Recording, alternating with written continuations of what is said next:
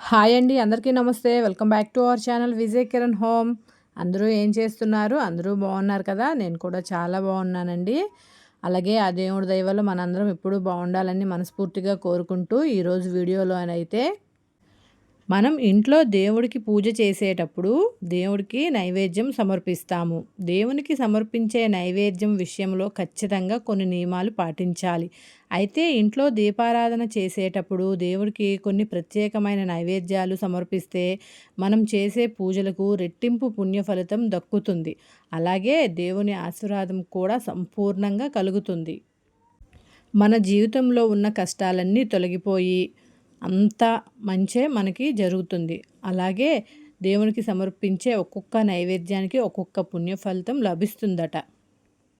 కాబట్టి ఇంట్లో పూజ చేసేటప్పుడు దేవునికి ఏ నైవేద్యం సమర్పించాలి, ఏ నైవేద్యం సమర్పిస్తే ఎలాంటి ప్రయోజనాలు కలుగుతాయి అనే విషయాలు ఈ వీడియోలో మనం తెలుసుకుందాం. ముందుగా వీడియోకి ఒక లైక్ చేసి మన ఛానల్ని తప్పకుండా సబ్స్క్రైబ్ చేసుకోండి.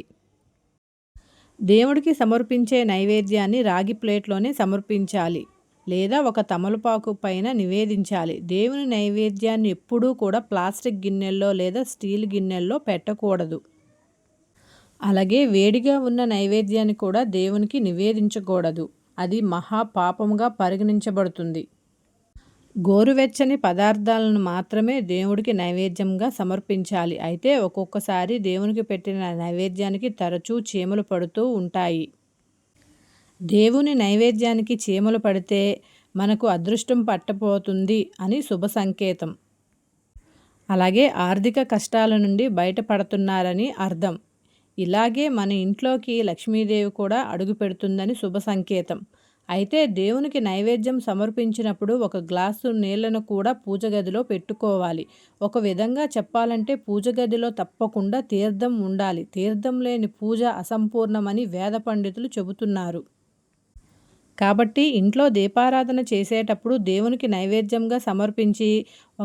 నైవేద్యం సమర్పించి ఒక గ్లాసు నీళ్లను కూడా పూజ గదిలో పెట్టుకోవాలి. అయితే ఇంట్లో పూజ చేసేటప్పుడు దేవుని పూజలో ఒక చిన్న బెల్లం ముక్కను సమర్పిస్తే ముక్కోటి దేవతలందరూ సంతోషించి మన ఇంటికి ఎటువంటి చెడు జరగకుండా మనల్ని కాపాడుతారు. అలాగే దేవుని పూజలో పంచదారను నైవేద్యంగా సమర్పిస్తే మన పిల్లలకు ఎటువంటి నరదృష్టి తగలకుండా కుటుంబం అంతా ఆరోగ్యంగా ఉంటాము. అలాగే పటిక బెల్లాన్ని నైవేద్యంగా సమర్పిస్తే మన కుటుంబానికి సిరి సంపదలు చేకూరుతాయి. దేవుని పూజలో నైవేద్యాన్ని నివేదించేటప్పుడు నైవేద్యం చుట్టూ నీళ్లను చిలకరించాలి. నైవేద్యం చుట్టూ కుడి చేత్తో నీళ్లు చిలకరించి అమృతమస్తు స్వాహ అని 2 చేతులతో దేవునికి నైవేద్యం సమర్పించాలి. ఇలా నివేదించడం వల్ల మనకి లక్ష్మీదేవి అనుగ్రహం ఎప్పుడూ మన కుటుంబంపై ఉంటుంది.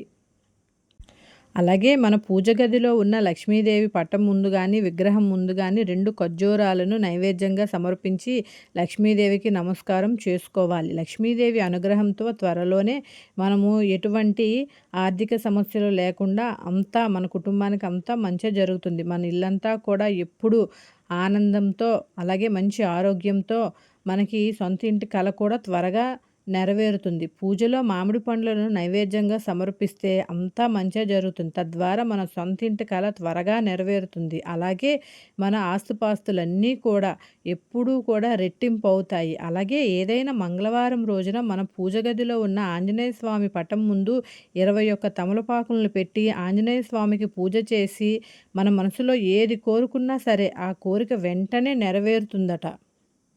అలాగే అప్పుల సమస్యలు అందరికీ ఉంటాయి. ఏవో ఒక బాధలు ఉంటాయి. అప్పుల బాధల నుండి త్వరగా తీరిపోవాలంటే ఇంట్లో పూజ చేసేటప్పుడు దేవుడికి నైవేద్యంగా అరటి పండ్లను నివేదిస్తే అప్పుల సమస్యలన్నీ వెంటనే తీరి అలాగే ఇంట్లో దీపారాధన చేసేటప్పుడు దేవునికి కొబ్బరికాయను సమర్పిస్తే మన ఇంట్లో ఎలాంటి డబ్బు సమస్యలు లేకుండా మన ఇల్లంతా కూడా ఎప్పుడూ ఆనందంగా ఐశ్వర్యంతో కూడా మనం నిండిపోతాము.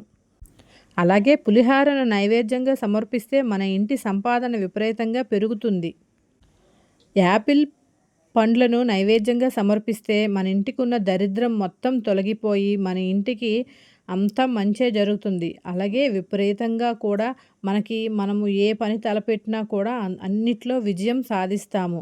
అలాగే కమలా పండ్లను నైవేద్యంగా సమర్పిస్తే పెండింగ్‌లో ఉన్న పనులన్నీ అంటే ఏవైనా పనులు అకాలంగా ఆగిపోతే అవన్నీ కూడా సకాలంలో నెరవేరుతాయి.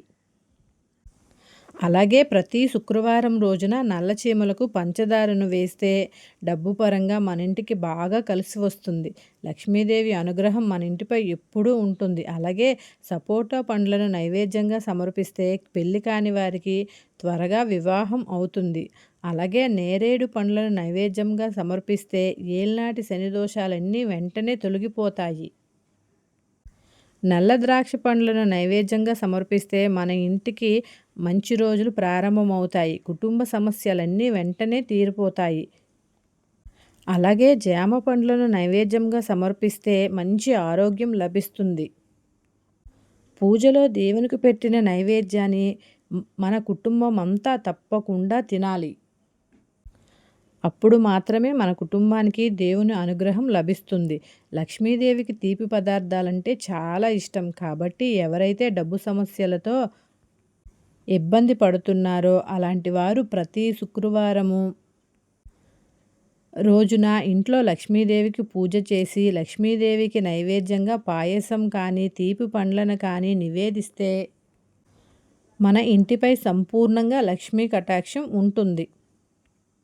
అలాగే సాయిబాబాకు నైవేద్యంగా మిఠాయిని సమర్పిస్తే మనం అనుకున్న పనులన్నీ ఏ అడ్డంకులు లేకుండా పూర్తవుతాయి. వ్యాపారంలో ఆర్థిక లాభాలు రావాలంటే లక్ష్మీదేవికి బెల్లం అన్నాన్ని నివేదించాలి.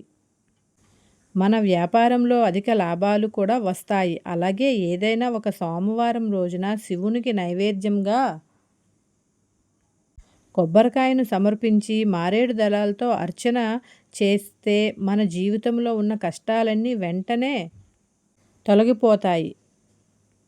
మన మనసులో ఏదైనా కోరిక ఉంటే అది త్వరగా నెరవేరాలంటే శ్రీకృష్ణుడికి అటుకులను నైవేద్యంగా సమర్పించండి. మన కోరికలు వెంటనే నెరవేరుతాయి. ఇంట్లో పూజ చేసి దేవునికి నైవేద్యం సమర్పించిన తరువాత 5 నిమిషాల వరకు పూజ గదిని మూసివేయాలి. ఇలా చేస్తే దేవుడి చల్లని చూపు ఆ నైవేద్యం పైన పడుతుందట. ఈ విధంగా భక్తి శ్రద్ధలతో దేవునికి నైవేద్యాలు సమర్పిస్తే సకల శుభాలు కలుగుతాయి. మన కుటుంబం అంతా కూడా ఎప్పుడూ ప్రశాంతమైన జీవితాన్ని అందరం గడుపుతాము.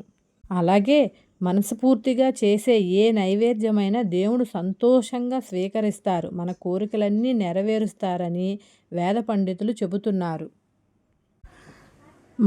మనకి ఉన్న దాంట్లోని దేవుడికి మంచి మనసు భక్తి శ్రద్ధలతో నైవేద్యాలన్నీ సమర్పించి చక్కగా పూజ చేసుకుంటే ఆ దేవుడు అనుగ్రహం ఎప్పుడు మన కుటుంబంపై ఉండి పిల్లలు పెద్దలు అందరూ కూడా ఆరోగ్యంగా మంచి జీవితాన్ని గడుపుతారు.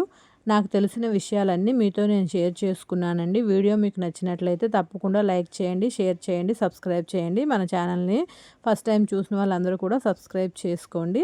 అలాగే మళ్ళీ మనం రేపటి వీడియోలో కలుద్దామండి. ఆ లక్ష్మీదేవి చల్లని చూపు మనపై ఎప్పుడూ ఉండి మన కుటుంబం అంతా బాగుండాలని మనస్ఫూర్తిగా కోరుకుంటూ మళ్ళీ మనం నెక్స్ట్ వీడియోలో కలుద్దామండి. ఓం శ్రీ మాత్రే నమః. శ్రీ మహాలక్ష్మీ దేవే నమః.